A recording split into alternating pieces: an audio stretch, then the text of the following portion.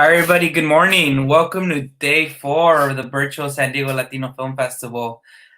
We hope you have enjoyed the films you watched so far. And if you haven't started anything yet, well, you still got 7 days. Yes, 7 days, not including today after this. I had to do my math, check my math real quick. Well, thank you. As for those who have joined us for the Meet the Filmmakers programs in the last few days. You already know what this is, but for those that is your first time, this is more of a conversation between filmmakers, life in filmmaking during a pandemic, what their inspirations are. This is more of a conversation, a free flowing conversation to get to know them a little more before we have a chance to watch their films today. But yeah, there'll be some points where we might switch in between English and Spanish. We'll try to keep I'll be translating as needed. We'll try to keep the translation minimal as possible to keep the free flowing of conversation. But if you guys have any questions, any comments, you guys are welcome to comment through Facebook or to YouTube. They'll show up right here in the bottom, and for us, and we'll be able to try to get them as much as possible. Well, thank you so much. To begin, you guys are here to hear from them, so I'm gonna bring them in one by one. All right, here goes. So you got Eduardo Ortiz of Marcelo. Hi everybody. We got Julio C. Vargas of All Boys Die. Hi, everyone. Jorge Shoalpa Jr. of Your Iron Lady. Hi, Lady, yes. Hi, guys. Iron Lady. Vicky Rose Sampson of Reflections. Hello, everybody. Thank you guys so much for joining us today. Hey, welcome. Sure. How's everybody doing? Fine. Very happy to be here. Thank you. Are you guys where are you guys all located? Puerto Rico right now. Pensacola, Florida. Okay. I'm in Sunland, California, Southern California. I'm in. Sorry, I thought you were done. Go ahead. Oh, just dealing with the smoke and the fires, but we're okay. Thank God. Yes. And I'm in LA. A couple days ago. Yeah. Where? Whatever, where? LA. LA. Typical, yes. Okay. Nice. So seems like everybody's a little bit spread out. Well, thank you guys for joining us. I don't know what time it is in Puerto Rico or in Florida, but are you guys like 3 hours ahead? Yeah, it's 2 p.m. right now in Puerto Rico. Okay. Yeah, 1 p.m. here. 1 p.m. 2 p.m. for Puerto Rico.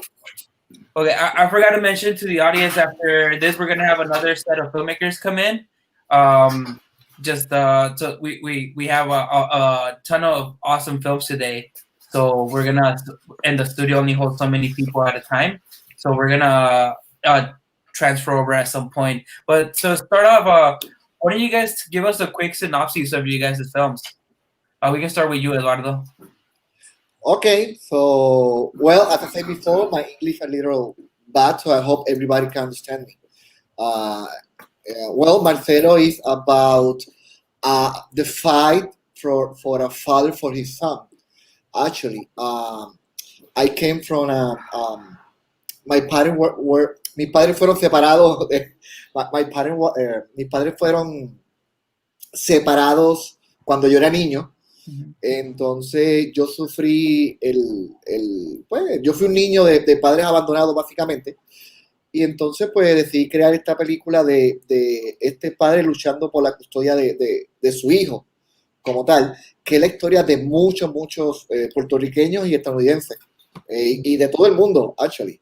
Hoy en día no existen más broken families, familiares separados que unidos, básicamente, y Marcelo es la lucha por la custodia de un hijo. So Eduardo was saying his film is about a father's custody battle for his son. Then go ahead, Julio. Okay. All Boys Die is about it takes place in the future. near future, and in a world where boys die shortly after puberty. It's a sci-fi drama. And the story is about a mother trying to fulfill her dying son's last wish. So he's reached puberty and he only has a couple of days to go before he passes away, and she's just trying to make his last dream come true. That's All Boys Die. Thank you. You go ahead, Ricky. We'll go in that order. Okay. So my film Reflections, I have the poster right there. It's like if I tell you about it, then I'd have to kill you. So, well, it's about a young woman whose days before her wedding has to decide whether or not to share a secret that will change the dynamics of everybody's life. But it's something very deep and personal to her, and she is struggling with that with an unseen male voice that's in the room. We don't know who it is, and you have to see it. Otherwise, I'd spoil everything for you. So it's only 8 minutes, so it pays off rather quickly. Thank you, Vicky. And my film is Your Iron Lady, or also known as Tu Dama de Hierro, which is based on my mom's unpublished memoir. And it pretty much tackles her first 3 years in America when we came to the US, which, interesting fact, today is our 22nd anniversary that we moved to the US, and it's screening tonight at 6:30. So it's amazing. I'm having a lot of fun. I'm enjoying this this roller coaster because it's doing so well. And it's a film about my mom. It's a film about moms in general. I think moms all around the world will identify with this story, immigrant mothers particularly, just because the way they come to the U.S. and the struggles, and just pretty much a film that shows how she went from nothing to building an empire, and that empire being us, her children. Putting me through law school and then allowing me to go into film, or always helping my siblings follow their goals and their dreams. So hopefully you guys can watch it. And I can say it in Spanish if you want, or not. Is it a feature or short? It's a feature film. It's 92 minutes. Great. Sounds wonderful. If you like saying it in Spanish, you're more than welcome to, yeah. Okay, cool. So la película se llama Tu Dama de Hierro y es basada en un libro que escribió mi madre que no está publicado, que se trata de los primeros 3 años de cuando llegamos aquí a Estados Unidos. Y de hecho hoy es un día muy especial porque hoy cumplimos 22 años aquí en Los Ángeles. Y la película trata de eso, de nuestra llegada a Los Ángeles, y más que nada es una película donde muchas madres se pueden identificar, madres inmigrantes y madres de todo el mundo, todo lo que una madre hace y lucha por sus hijos. Entonces, espero la puedan ver. It's awesome that there's a connection now between the film screening and your mom's arrival here. Yes. I guess it's like it kind of brings that por algo pasan las cosas, right? We probably wouldn't have happened if and we've been having all our screenings. It's funny because we've been having, real quick, all our screenings have been on our, like, my first screening was on my birthday, then Florida premiere was on my sister's birthday, and then my brother's Seattle premiere is on his birthday. It's just weird. I haven't planned it this way. The universe planned it this way, so I'm really happy. Yeah, that's awesome. Cool. We have a few comments from the crowd. Franco Guillén says, buenos días y bienvenidos. Thank you, Franco. Buenos días también a ti. Ethan Van Til, our executive director, says, thank you for sharing your movies with San Diegans. Marina Guerrero, hashtag your Iron Lady. And Teresa Ramirez Glenn, also Iron Lady. Iron Lady. Oh, that's your mom. My mom. Watching somewhere. That's your mom? Yeah, congrats on the anniversary. Thank you. She must be so proud of you to do that. She's very happy. She's really, That's cool. Have you played in any physical film festivals yet?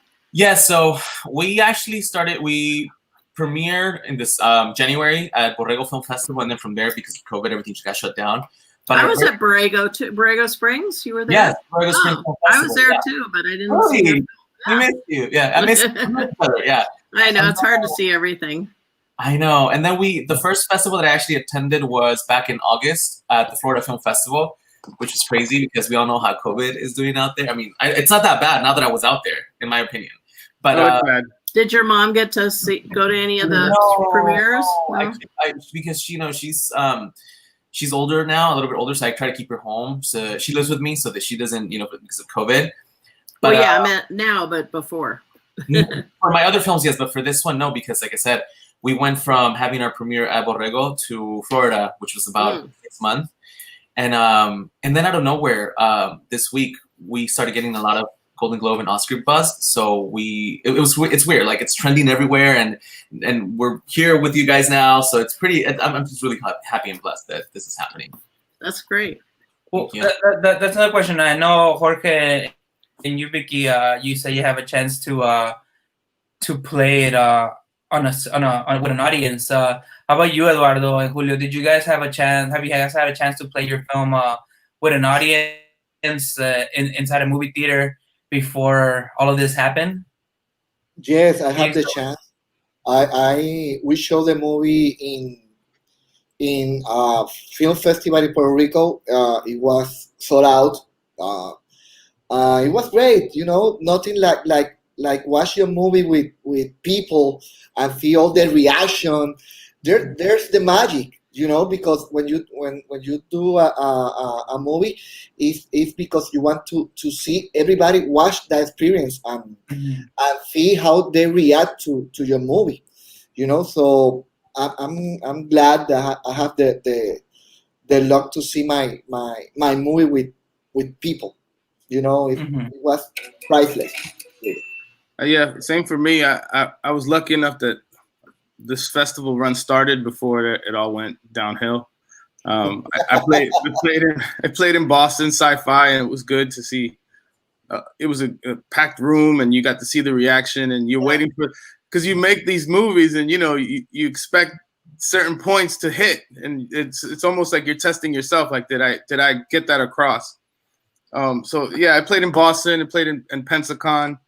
I played in Sedona, which was amazing. The last one was Sedona, the last live one in Sedona, and then shortly after, a couple days later, that was it. It was over. Yeah. It's been on a few virtual festivals now, I've been very fortunate, and I'm used to this now, which is good too. I feel like at first you get a little sad because you're like, wow, well, I wanted people to see it. There's a sound to it that you can only feel in the theater. And then I want to feel the crowd. But now it's like, you know what? More people can see it than in one theater. Yeah. You can log in and you can. So now if my aunt somewhere in Connecticut can see it, so, well, that's it. Yeah, I still miss the in person. I mean, you make movies so you can see how it impacts an audience and how people respond. But you're right, Julio. It's like you get to show it to many, many more people all over the world.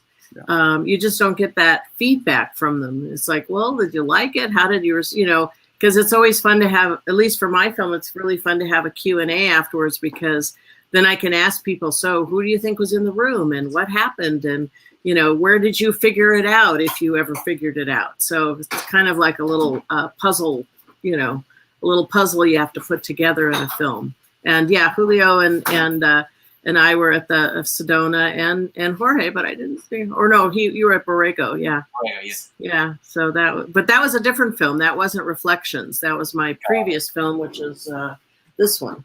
Oh, okay. Called You Drive Me Crazy. Yeah, it was kind of weird for a while. They were all overlapping, but yeah, this virtual film festival, I don't know, Juan probably has more ideas about how that's going since you're running the whole thing, but yeah, and we were supposed to do this festival right after we got back from Sedona. I remember it was like March or early March.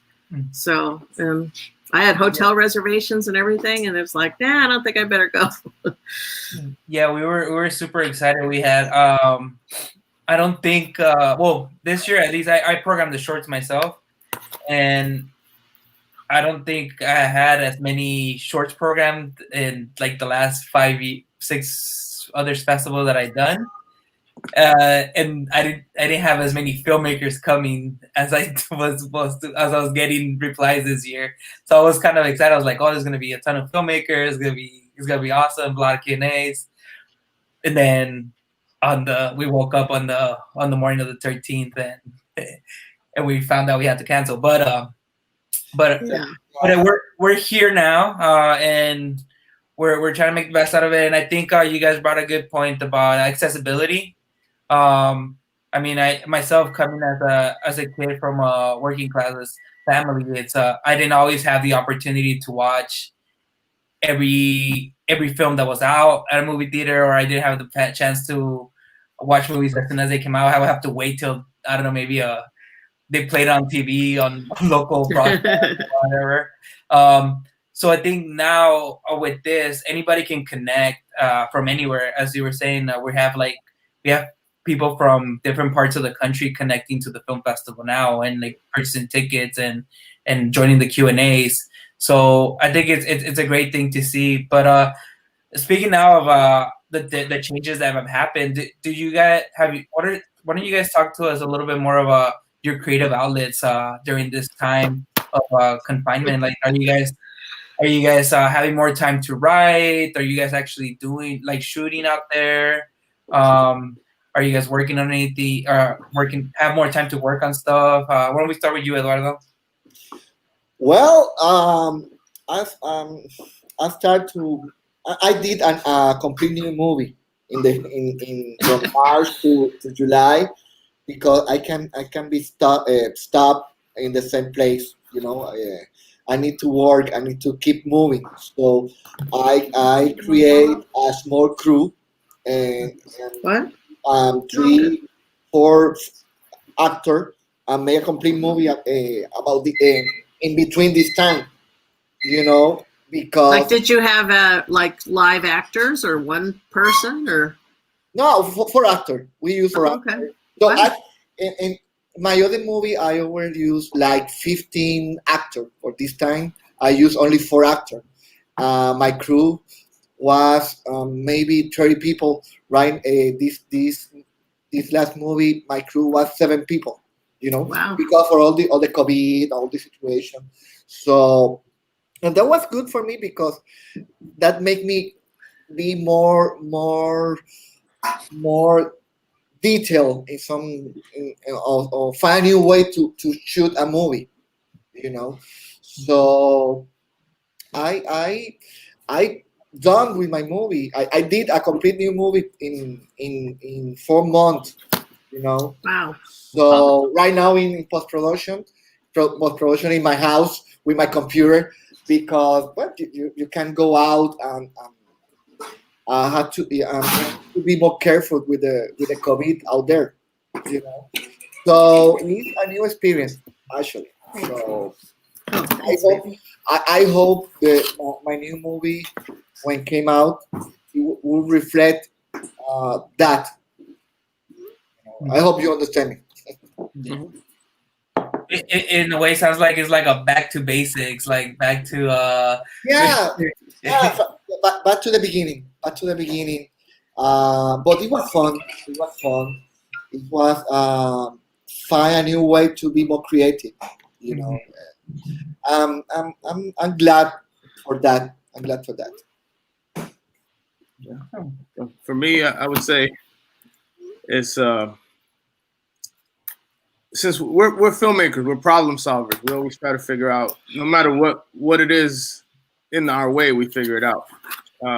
But I live in Florida, so I haven't been able. It's pretty bad, trying to get people together. So I just put my time into writing, and you know how you're locked up in a place for a while, you start losing your mind a little bit. But insanity is good for creativity. So I've come up with some pretty good, ideas. And being that I focus a lot on sci-fi, I'm excited at what I'm working on. And then just to pay bills, I've been working on since Georgia is nearby. They do have productions going, so I've done a few jobs in the area, just to stay busy and get out of the house. But really, I'm enjoying my time writing. And of course, the kids are home and you're online learning, and so you're a parent and a director and a writer so I'm just hanging in there like everybody else. But I'm excited that hopefully when we get out of this, I can bring my finished scripts. I have a short and a feature I'm working on. And when those hit the light of day, I'm pretty excited about it. But at first, I was just losing my mind. I didn't know what to do in this thing. You know, I'm supposed to be traveling, going on these festivals. You know, but it's cool. I'm good. It's good. We're good. Yeah. In person and another festival next year. You know. Yep. I wonder about, like, you know, still submitting to festivals, because, you know, you want the networking, you want the camaraderie, especially if they're close by or if they're big festivals. But I see my writer, Wendy Fishman, is on. Hi, Wendy. She wrote Reflections and helped me produce it. And we're actually writing she's writing a script that we're hoping to shoot in Sedona next year when it comes around. But yeah, I think being cooped up, well, I still haven't made sourdough bread.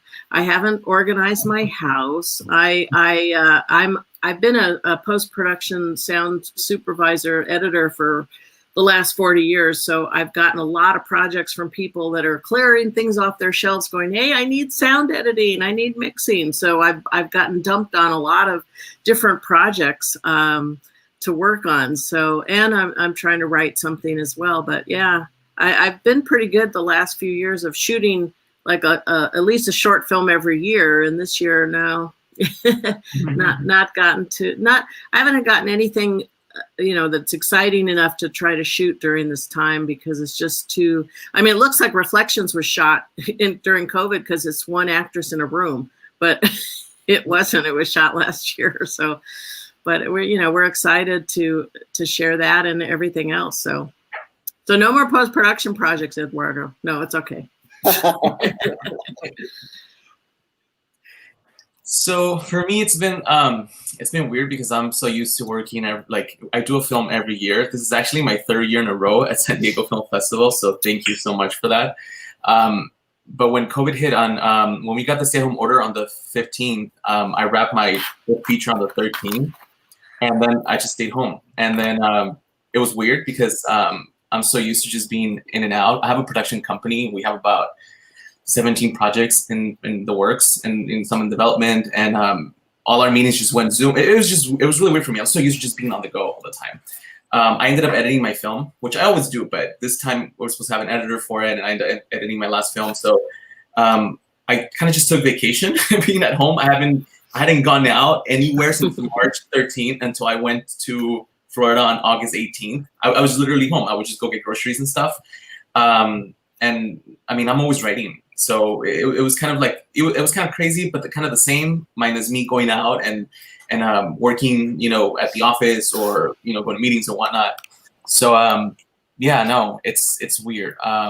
Everything just went, you know, remotely and we just kind of been going like that. But I'm glad to be back on set. I started shooting my series, which premieres on Amazon on November 27th, if you guys want to watch it. And again, I start shooting a feature that takes place in Mexico, but because I'm DACA, I'm a dreamer, I won't be able to go to Mexico, so I'm directing via FaceTime. So I start shooting on the 17th. You're directing via FaceTime? I am, yeah. I have a really amazing actress who won an Academy Award, and she's going to be out there acting, and my DP and my producer are actually in Mexico already, and they're going through the whole pre-production while I wrap my series, and then October 17th we start shooting.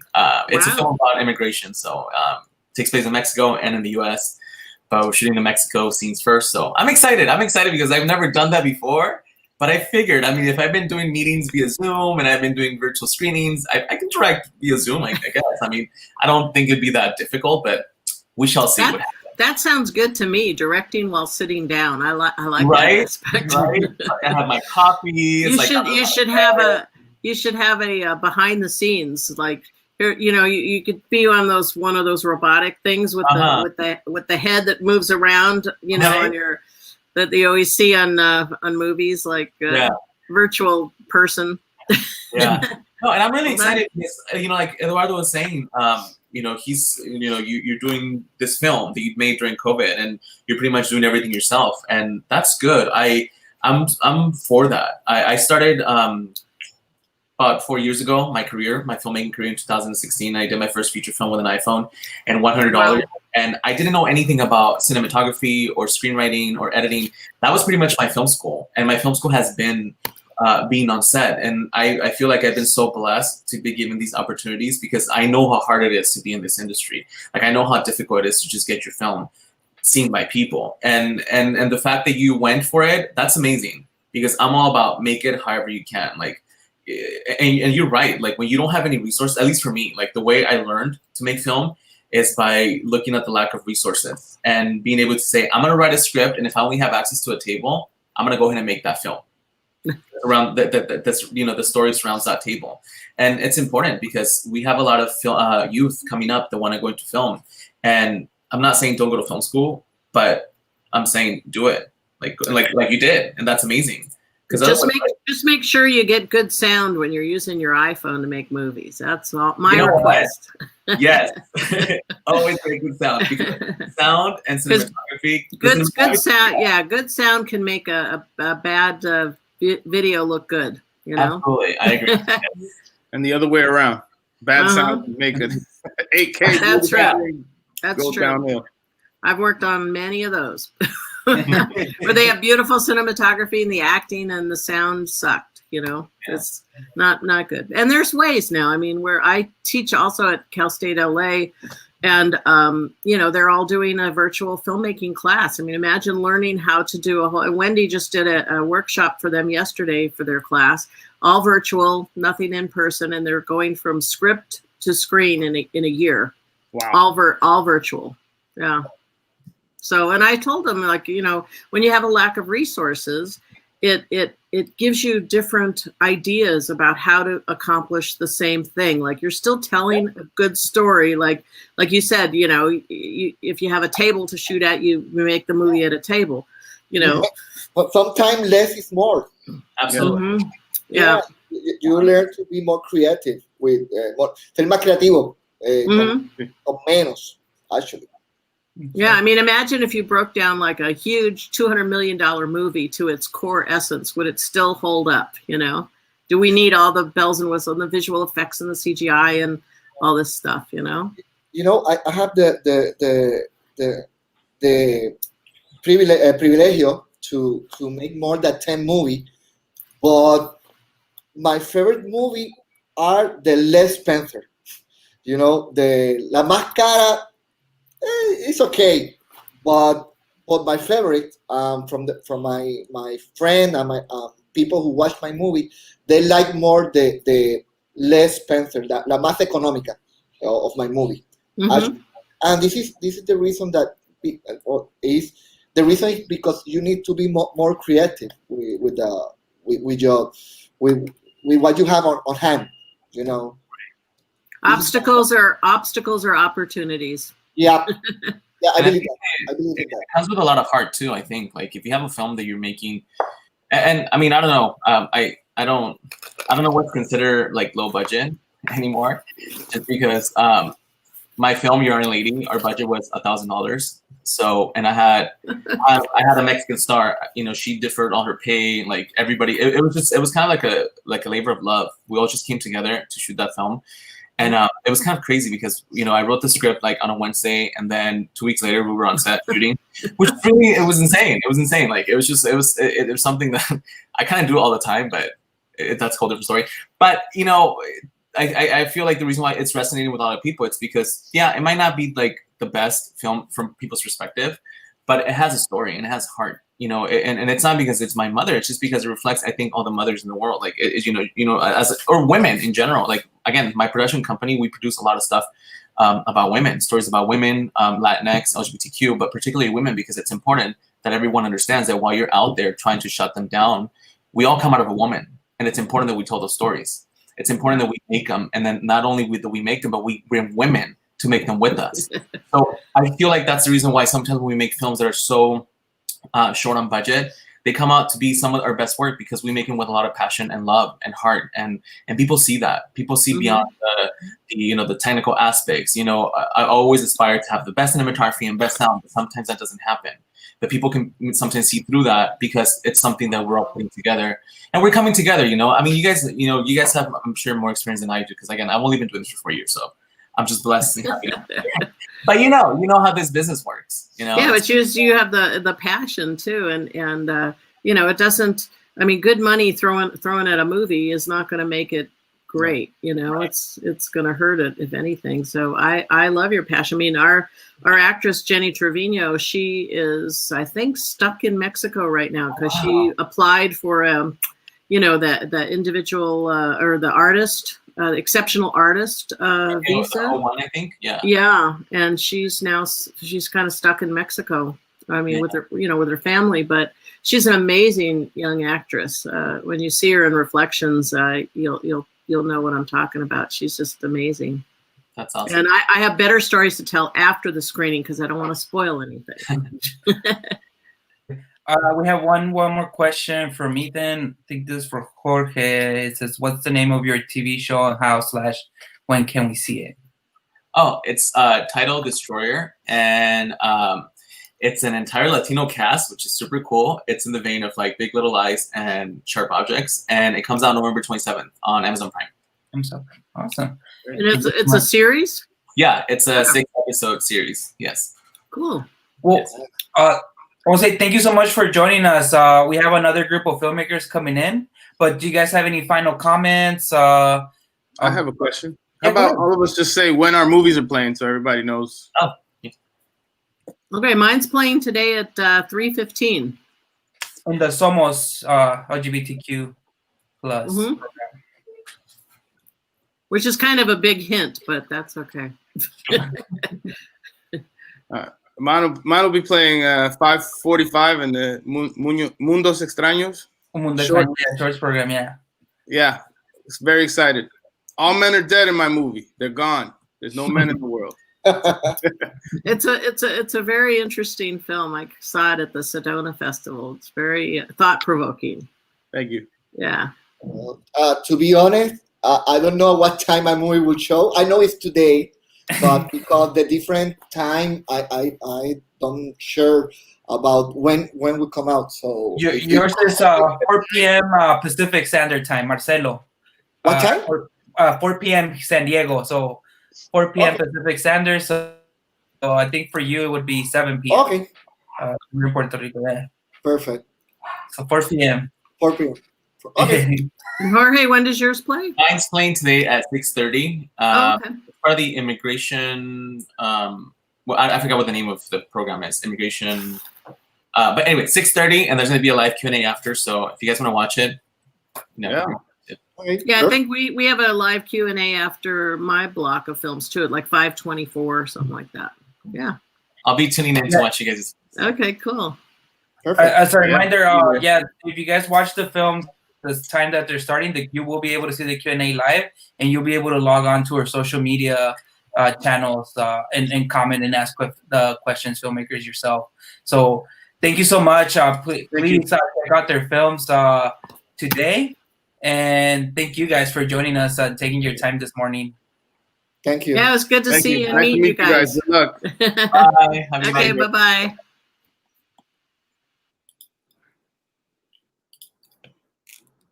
Hello. Well, thank you guys for hanging out with us. Again, their films will be playing today. If the features would have potentially 1 or 2 more screenings, I will check them on the schedule. But the shorts program are only playing once. So, and the Q&As will be live if you start the show on the time. If not, they'll be recorded and you can watch them through our Facebook or YouTube, or they'll be in the Eventive page themselves. Now we're gonna bring in the second round of filmmakers here. We have another good group. Sorry, let me just get on my pages. So we got Adam Valencia of Crybaby. How you doing, Adam? Hey, how's it going? Adriana Barbosa from La Flaca. Hi, Adriana. I think your mic's off. Hey Hello, everybody. Sorry. No, you're good. That thing. We got Shelly Rowe of White Ink Hi, everyone. Good morning. and Noel Urbano of White Ink also. Hello there. Hi, good morning. Thank you so much for joining us. Thanks for having us. Well, let's start off. Why don't you guys tell us where you're all coming from? Where you're all not coming from, but where you're all located at right now? We can start with you. LA. Oh, sorry. Go ahead. LA. LA. Same. I'm in LA too.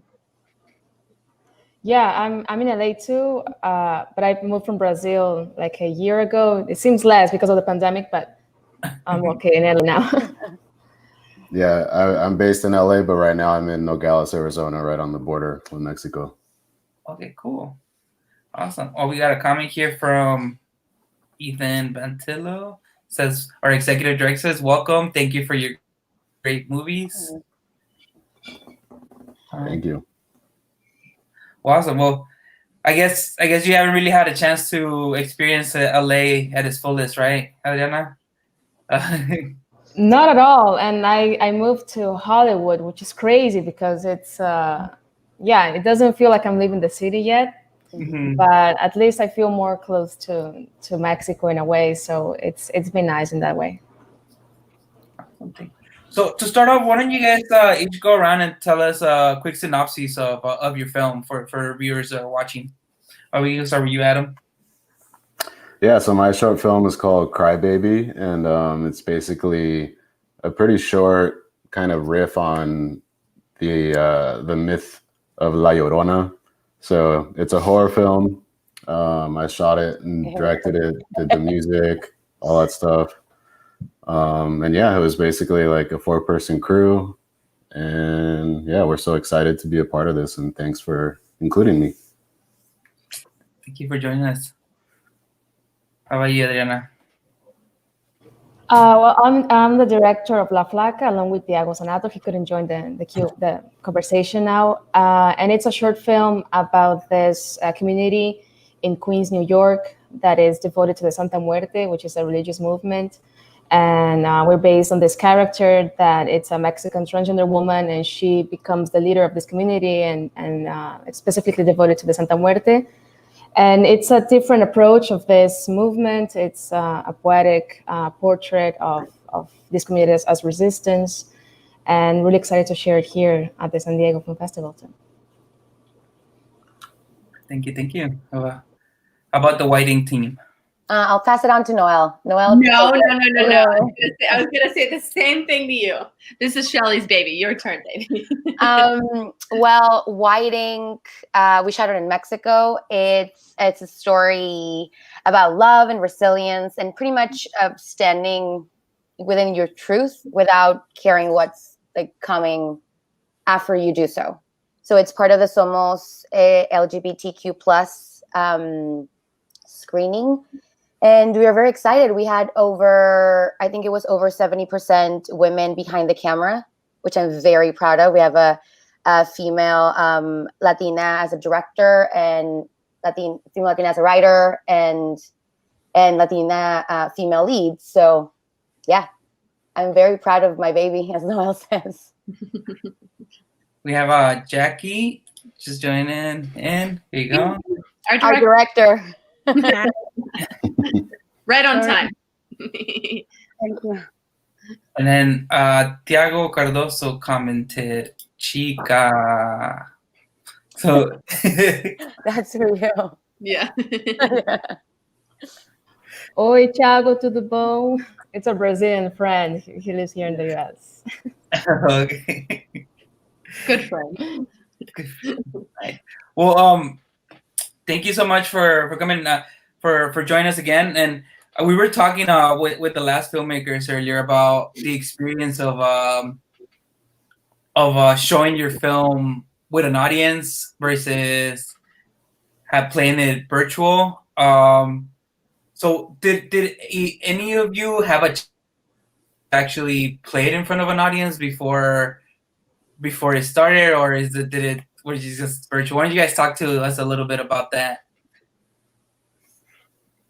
for us, this festival was our inaugural festival for the season. So 3 days before the screening got canceled. So yeah, no, all of them have been virtual. Yeah, same. That was like, I think we were all looking forward to that weekend, and yeah, the rest is history. In the case of La Flaca, it premiered in 2018. So we did have already the chance to present it in the audience. And Adelie, the character, actually came here to LA. So she had the experience of being the red carpet, which was great. But I was looking forward to go to San Diego because it's one of the cities that I wanted to know the most here in California. So I was ready to pack and go visit you guys and celebrate it with all of you. So it is a bummer in this situation. But at least I think it also gave access to a lot of people to be able to watch the films. So even films that premiered in these virtual seasons, somehow it did brought people closer and gave us a chance. Yeah. I had my hazmat suit packed and ready to go. I was ready. It's all right. We all show up to the movie theaters in them. Yes. No, I'm for it. It's like the Emmy suits today. I don't know if you guys have seen them, but they look like astronaut suits mixed with hazmats. And they're delivering the awards to the people's houses. Have you all been playing your film virtually at other festivals and doing Q&As like this? Is it something that you're getting used to? Do you like it? Or are you ready to get on plays with a crowd and with other filmmakers and actually interact in person? Before we get that, like, Marcelo Diaz is just joining us from Maria Luisa. How you doing, Marcelo? How are you? Welcome. Nice to meet you all. Nice to meet you. Likewise. So why don't you tell us, Marcelo, really quickly about what the synopsis of your film? Well, it's a documentary feature about the first transgender here in Brazilian armed forces, so it's a little bit challenging this moment to show this film here in Bolsonaro's government, of course. But it's also a big pleasure because the film has been really, I think that the audience here and everywhere that we are going, and now including the virtual experiences, are really, really, really exciting for us to continue doing this kind of cinema, this kind of documentary. So it's something really interesting. Maria Luisa is the first transgender in Brazilian armed forces. She's a very conservative in sort of way a person, and also very Catholic. So these different characteristics of herself are very interesting now here in this moment that we are facing here, and of course in other times. But now it's more. I think it's a bit more stronger, and it's stronger now here in the moment that we are living here. And but of course in other ways she's very she's very proud of being a military. So it's not here in Brazil when people get with 18 years old, they are obligated to go on army, or of course many of the people don't enter formally on it, but you have to submit yourself to the submission process of the army here, the armed forces.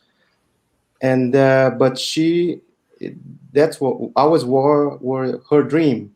So she loves airplanes. She loves mechanics. She used to work as a mechanic in the Air Force here. So she knows everything about it, and it's very interesting for us because she also takes care of her own car since she's really in love with the mechanic stuff. So it's really interesting because it's not a kind of transgender that we are still seeing more in the media. She's very out of the box. comparing to what we are used to see. So she's shy in sometimes, and but it's a very interesting character to talk about because she has this different kind of personality, talking about what it's comparing to other militaries, to other Catholics, and of course to other transgenders. Oh, thank you. Okay. So we were just anybody else had a chance to play their films virtually, and if so, are you doing Q&As constantly, like kind of like this? This Yeah, this was the first time for me, but I've been doing virtual production, so kind of getting used to just this whole format has been interesting. But yeah, for me personally, this is my first virtual film festival, so yeah. this is our fifth virtual one. A lot of the ones that were going to be in person at the end of the year moved to about April or May.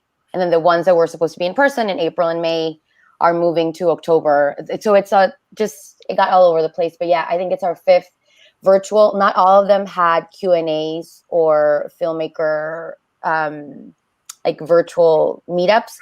One of them had a lot of different workshops for filmmakers. And the one thing that I can say is that they were very small. So we got to talk to a lot of people that maybe we wouldn't been able to actually have a conversation with if it was in person. So that was a one little like speck of glitter that I saw in all this, that we were able to connect to different people in a different way.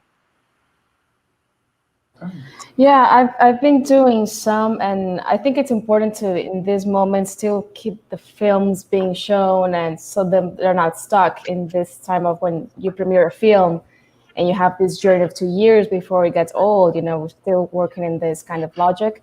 But I do believe and I do hope that this gets over soon, because even though it brought people together, I think films are meant to be shown in a screen, and the debates and bring discussion through people. I think that's the magic of films, and that's why we're doing it. And even though we're adapting, we're going to be adapting anyways until we can. But I do believe that this is meant to be.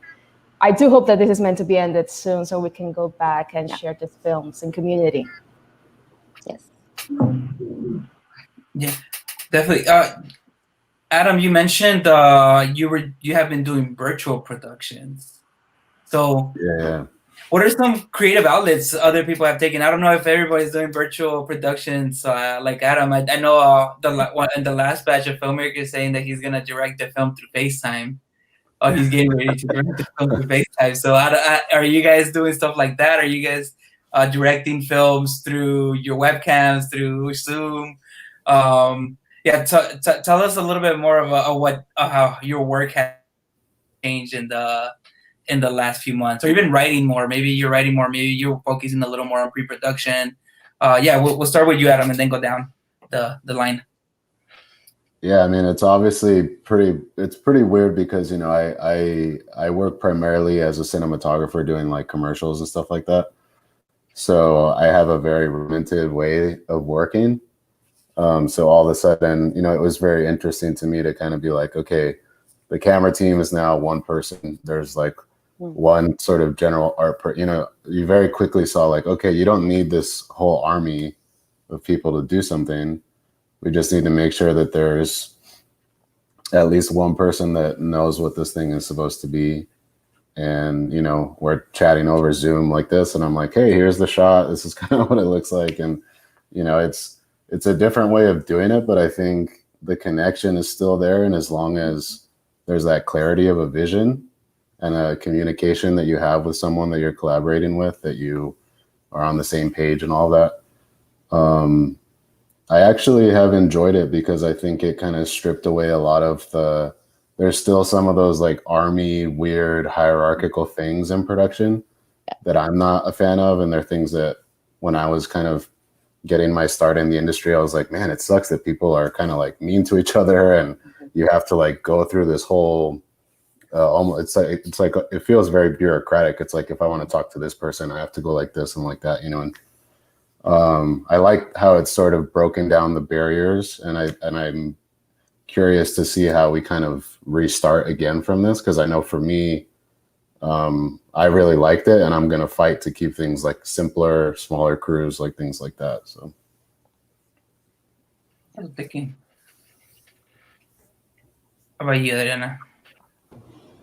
Yeah, well, I agree with Adam about not being a fan of that structure, and I think this moment has made a lot of people, or a lot of in the industry, to rethink some forms and structures that they were not working anywhere before. But I think now it's a moment where we put that in discussion. But it's challenging. I did direct some films. They were this testimonials, and it was all completely remote. So the characters they would set themselves the camera, and so that was really challenging. And yeah, Tiago actually couldn't be here because he's actually directing a scene now from another film that we're working on, so, and from Brazil, which is even more crazy. But I'm fan of the sets, even though I'm used to work with a skeleton crew in a really independent way and challenging these forms that, you know, it's a really wooden format. I do miss, you know, that moment of being together with the group and just spending that moment together and being able to connect. I don't know, we're Latinos, so we're really like skin to skin, and we cannot let that die somehow. So we cannot let this situation of adaptation to our virtual world to make us more distant, you know, and after this goes away. So I'm just looking forward to be able to be close to people doing what we love together. Yeah. How about you, Jackie? Have you? Sorry, it was like I went at one production and it was virtual. They want sending the image to the producers and stuff like that, and there was a lot of monitors with safe distance. That is the way that is working in Baja right now. I haven't done film virtual. I have been writing or doing other stuff, but I don't like this stuff virtual. I think the same. We're Latinos and we need the set, we need the people, we need the communication. It's not the same if we are doing virtual sessions, or there is some, always there is a problem with the image and people running because the producers can't see the image. So it's hard to be, we're hoping like that normally here.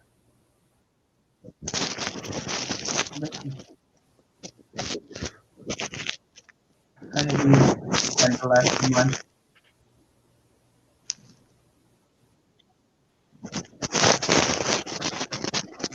Sorry, I couldn't hear you. It's a little scratchy. Is it my turn? Yeah. Go ahead.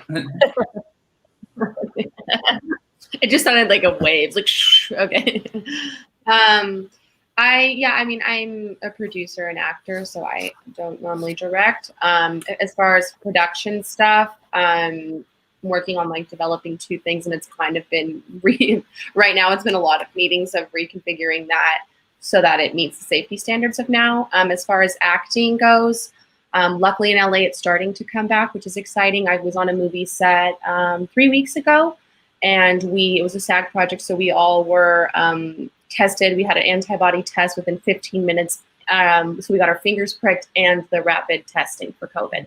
So they're on their 3rd movie now, no COVID on any of the movies. So as far as what that looked like, yeah, just more of a skeleton crew, obviously, but still a decent sized crew. And most of the time it would just be if we were inside on a location, most of the people would need to wait outside if they weren't, needed right then. So it did slow down things a tiny bit, but honestly, it was worth it 100% to do that. It just felt so good to be able to do it because, yeah, there's nothing like being in person. And so hopefully we can remain safe and continue on that path, since that's what it looks like right now in LA. TV auditions are starting again, movies are kind of coming back, so hopefully. Awesome, thank you. Mm-hmm. How about you, Shelly? The same thing that Noel was talking about. I produced and directed a music video in, God, what it was, like July, I think. I don't know what day it is, but I think it was July. Yeah, July.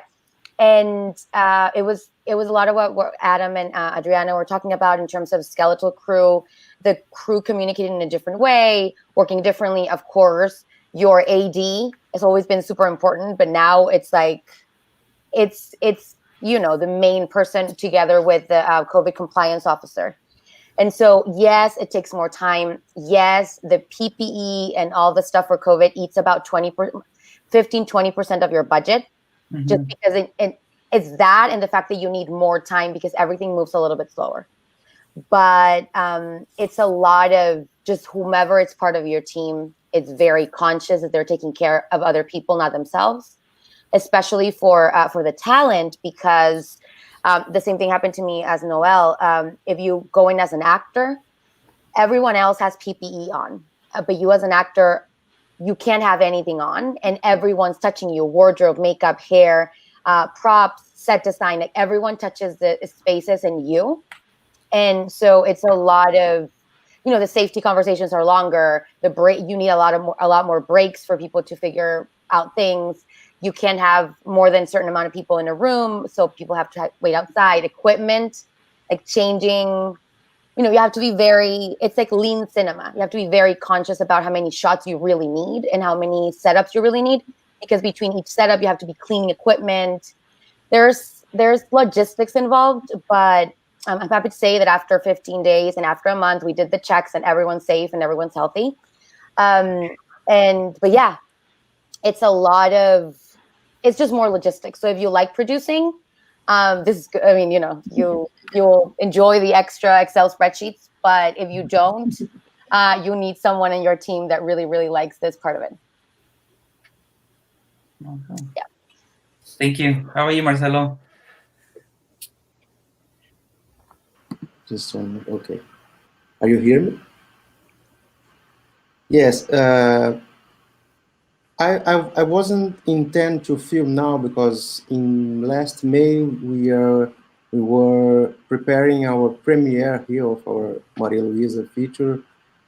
The film would be in almost 20 or more theaters here in Brazil. So of course COVID came and everything got lost. So we have this support of one fund here that we had already. Was really hard to take it, and everything was planned to do this way. But now, of course, we are going to other places, and maybe we are going to premiere the film here in commercially, possibly in November. But and also I was working on 3 or 4 TV series developments that we also were won a special fund here in Brazil. That's from Ancine. It's a federal fund that now it's completely over because the new government extinguished everything. So we are still trying to understand how we can support ourselves because we have a crisis before the COVID and now the COVID crisis. So we have both crises at the same time. And of course, it's been challenging, but in other side, I think we really have to continue making films that discuss human rights, human possibilities, art. I think we'd never. I have 45 years, so I've never faced in our country nothing like we're facing now, in a political way, of course, in this health way. So everything are together, and in other side, we are really trying different ways to continue producing. And of course, with this, I have in my own family some problems with COVID. My wife have had COVID, but she's okay. My brother, my sister-in-law, I lost my father this period, but for with cancer, not with COVID. But of course, everything was very together in this moment. So it's a little bit a little bit challenging, of course, not so a little bit, but the way for me, it's maybe I've never have had this certainty. So I'm so sure that we really have to continue doing our films. That's the main point for me. I don't know why. I mean, I don't know how. I'm some parts we are here beginning to discover other options to fund our films, because Brazil, you were very dependent on the government programs to fund films, and now maybe some things can change. And let's see what's happening, because of course there's a big crisis in the televisions also, and the other ways to fund films here are also facing a crisis moment. But I think it's possible. So I work more with documentaries. So since these pictures are not so expensive compared to other productions, maybe and of course we usually work with a crew not so big. Maybe in Maria Luisa we usually work with 5 people in the set, maybe 7. So this is also something that can possibly make it more real in these times. So let's see what happens, but we are still optimistic. We are continuing. Well, I think it's very nice to see all of you here, because it's also something that gives her positive energy. Yes, definitely. I see that you guys all have like a sense of like limited shots, limited skeleton crew. Just the situation has caused everyone to kind of like narrow down what you really need. So I wanted to ask that as directors, how do you think this is gonna help you in the future? Like, are you gonna say, "Oh, okay," is it helping you with your pre-production, or as producers also, is it helping you when you're doing pre-production now? When you do pre-production on a project, are you gonna say, "Okay, well, I could do it like I used to, but now that I know all this, that I don't really need all that, I can do this," or I could use less staff, or maybe not maybe less staff, but like maybe I don't need as much equipment to rent or stuff like that. So why don't you guys tell us a little bit of what maybe not new skills, but kind of maybe like relearning of like sometimes the basics, I guess, of filmmaking. Like when you started, everybody, all filmmakers when they started is like very minimal, right? And you kind of grow as you go. And has it improved? Do you think that it's gonna help your directing in the future? Why don't we start with you, Adam? Yeah, I mean, I feel like I was trending in that direction already. Like I was with Crybaby, it was literally 4 people. I was like directing and holding the boom at the same time. So I'm all for it, and I think for me, it was, even though at the beginning of having to lock down and stuff like that, I was kind of like, it creatively, it really kind of impacted me. But I was also like, hey, we're already like doing this, like if we only need 4 or 5 people, like we're not, especially when you're trying to say something different or express something from a culture that isn't in the mainstream, in terms of like, making a Marvel movie or something like that. I was like, hey, we're saying something different, so we should do it different. You know what I mean? And there's a clarity to the vision when there's only a few people and you don't have to communicate it to so many other people. So I think for me, it was kind of, I was already trending in that direction. So it was like, it's been encouraging, I think, for me. Awesome. Thank you. How are you, Adriana? Yeah, I mean, I guess that thing about working in skeleton crews and small productions, it is a way of adapting when you don't have resources, right? So just like Marcelo said, living in Brazil, I lived in Brazil also when I started making films, and you depended mostly on federal funds, which is really competitive, so it's not quite easy to get them. So you get used to what you have. And I think, but creatively, it became a way of working in an intimate way with your crew and easier to connect and share, your vision and project with your team. I'm not really interested in having like a really big production when you do have some alienated kind of work in there and you're not connecting, with everyone.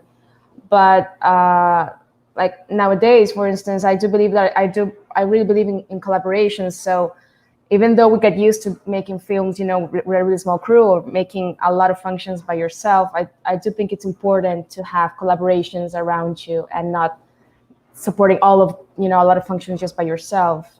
You can do a film just by yourself, but I think it's a beautiful thing when you share your vision with someone else, and that can bring other attributes to it. And also, I mean, now the thing that I defend the most is, even having a small or bigger crew is being able to pay everyone equally, and paying fairly. So that's something that also you consider, because I think if I have a crew, I do at least want them to be paid fairly in a way, even if it's a small project. So that's something that it's also challenging when you're understanding your type of production.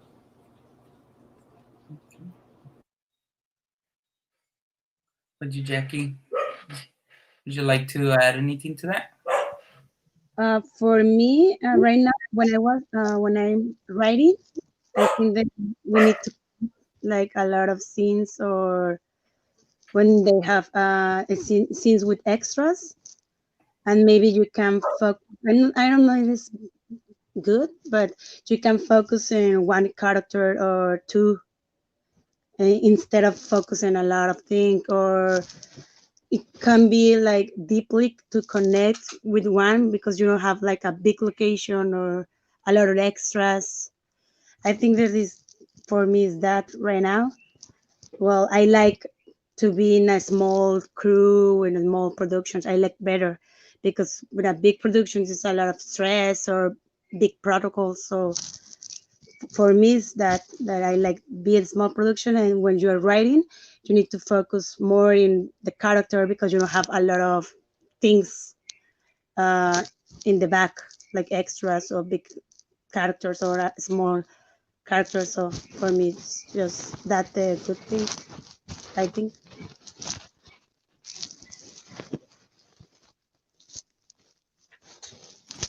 Yeah, I think I would piggyback off of a lot what Jackie said. The two major things are being like certain projects, maybe it's just not the time right now, and that's okay. But the ones that are, I'd say location is extremely important as far as like one of the biggest things to look at, and extras. The set that I was on, crew members, they would pull them in for extras, like in the restaurant scene. There's like, they're trying to really keep extras out as much as possible. So it's just kind of reconfiguring, do we really need that? Which, yeah, I think that hopefully a little slice of it will be just like, we'll be able to kind of focus more on like the humanity, instead of like all these other things that maybe sometimes just, what do we really want? What's the genuine thing that we really want out of this? And really focus on that. We'll see. Yeah, yes to everything that Adam and Adriana and Jackie and Noelle said. I think for me, I mainly produce and act. And in the producing side, it gives me the perfect language or reasoning behind making sure that my director, my DP, like I need for real a list of real equipment that you need. I need for real a shot list. I need for real, not like maybe if in the moment I feel that it's kind of, and I know that, a lot of directors work that way and that's the creative process, but it makes you sit down in pre-production and actually make lists and actually think through if you're really going to need that weird shot, at the beginning, that sometimes it's the hardest shot. It takes forever to do. And then when you're in the editing room, you're like, yeah, no, it doesn't work. So I think that as a producer, it gives me now it's not just because I'm a stickler for order and like, and kind of a little bit OCD and I want those lists. It's because we have to have them because of what's going on. So that's really great. And as an actor, well, I don't know, as an actor, it just, I'm hungry to be on set and like interact with other people. That's like my lifeline. But it also makes you, I think, a little bit more picky in terms of the roles that you're taking and the stories that are being told, because you get a lot more information off the bat in terms of what it is. And so you get to sit down with it and say, okay, is this really a story that I want to tell? You know, and sometimes we are in that place where you really need work or you want to keep working. But I think that at least that's what's coming out of it for me. If I was already kind of picky, I think I'm being pickier. That's even a word, in terms of the roles that I want to do and the people that I want to work with. Because if I'm talking to a director or producer and I know that they're all over the place, it makes me feel very unsafe. So yeah, for me are those two things.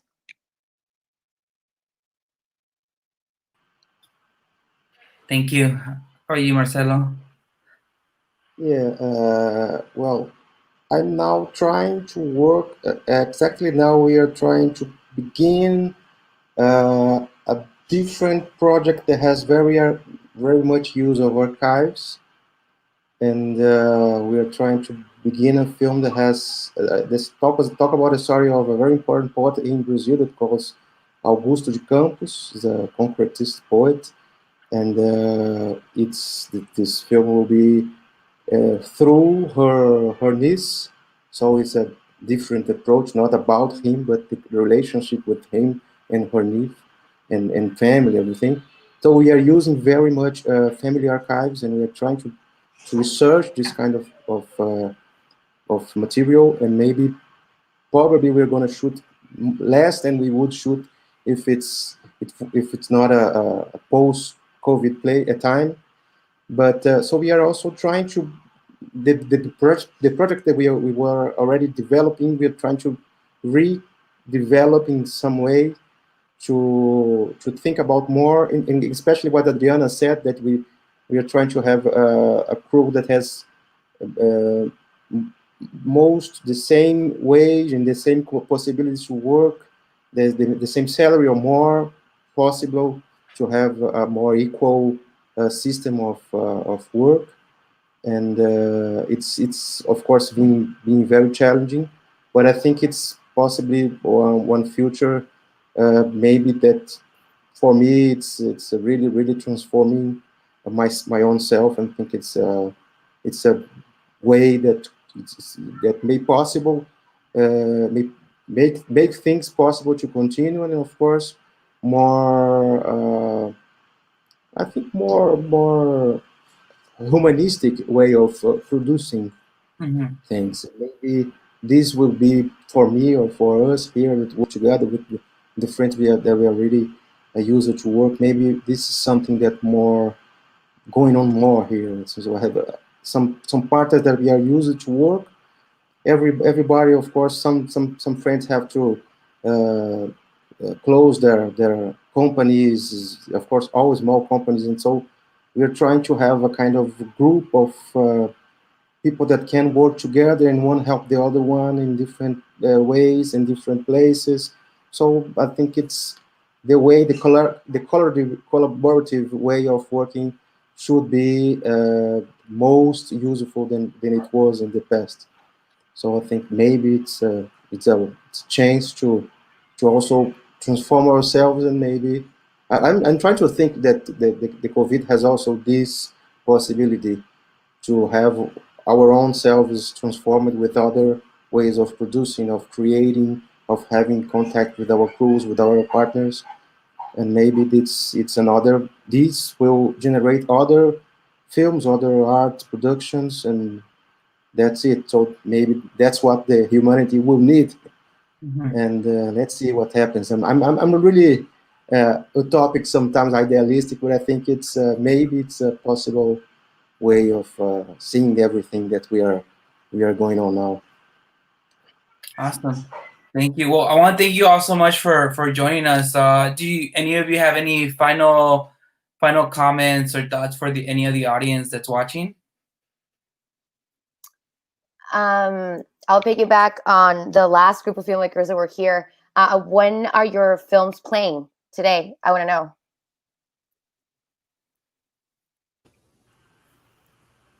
I can let you guys know. I can say one by one if you guys want. Oh, We'll start with Adam's Crybaby. It's part of Un Mundo Extraño. And that one plays at 5:45 today. Q&A right afterwards. So if you guys watch it live, again, the Q&A will be live, and you can log into social media and ask questions to the filmmakers for any other one. That one has a great group also. It's a big group of filmmakers joining that one, and it's a great program. That one will be moderated by Miguel Rodriguez, who does the Horrible Imaginings film festival. He actually programmed this Un Mundo Extraño program too. So you'll get to see someone that's not me or Moises or Luis. Someone different this time. Adriana Santiago's La Flaca plays at Somos LGBTQ plus program, and that one's at 3:15 p.m. And again, also that one has a Q&A right afterwards. Jackie's, Noel's, and Shelly's White Ink also plays in the same program at 3:15 p.m. And lastly, Marcelo plays at one. Oh, sorry, Marcelo was the last filmmaker. Sorry, I got confused. Marcelo's film. We have a film called Marcelo. That's our feature film. It's a very special confusion. I'm sorry. It's nice. Maria Luisa plays today at 1:20, so in about an hour, and so you got a chance to jump in there. I don't think we have a Q&A for that one today, right, Marcelo? No, it will be on Wednesday. On Wednesday, yes, on Wednesday screening. I can tell you the time for anybody that's watching. Sorry, let me just pull it up.